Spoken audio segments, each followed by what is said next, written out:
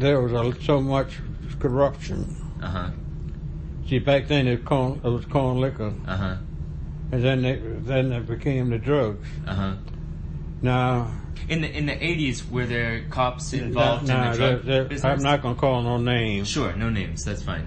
Now, there's people who are advertising every day, multimillionaires, made it on drugs. I'm not calling no name. Sure, but they were involved in the police force back then? I remember they didn't have a pot to piss in.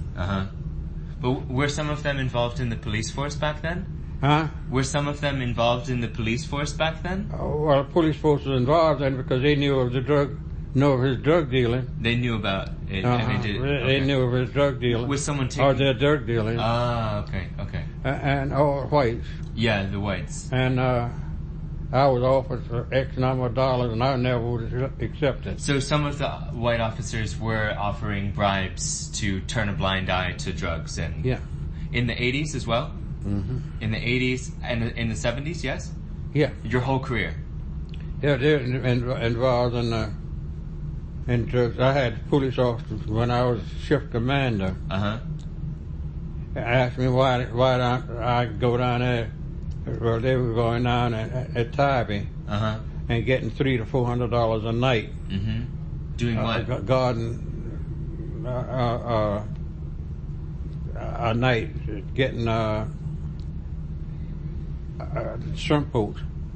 They were bringing in drugs. And when was this? In which decade?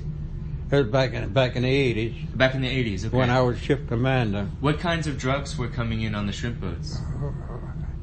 You name it. Can you give some examples? You name it, and the drugs was marijuana and cocaine and what have you. Crack as well? It was coming through Tybee Island? And the police officers knew... On the shrimp boats, yeah. And were taking a cut? Yeah. Okay. And then, why did you leave the force in 1980? Why did you retire? Why did you leave the force in 1984? Was it related to all, the what? Why did you leave the force in 1984? I had to go because I was 60 years old. Oh, you were retired. And then I filed suit against the city along. Oh, you did? Yeah, I filed suit against the city for discriminatory action. Me and two firemen. Because we were physically able to work. Yeah.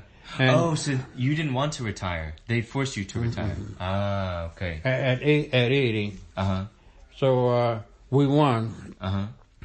And this is 1980. So that's why you stayed on another 4 years. Yeah. Okay. Yeah, we won the case. Got it. And I got X number of dollars. They want to rehire me. And I said no.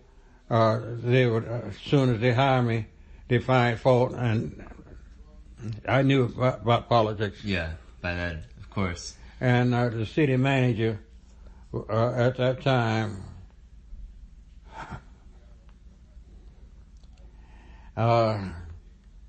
he had told somebody, I never become a lieutenant. Now here I worked for 3 years as a lieutenant and wasn't paid. You worked for 3 years as a lieutenant without being paid? Without compensation. Why? How come they weren't paying you? Well, as long as I figured that they figured that I was hungry. What does that mean? And I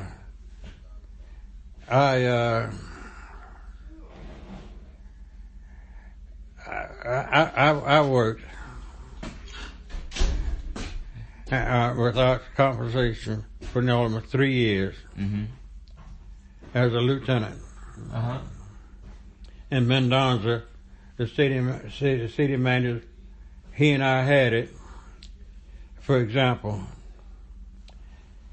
he want to tear down all the houses in this area, build a housing project, which is Blackshare. I happened to stop into the church at Harmon and Gwinnett, Harmon and Wheaton, and working that night.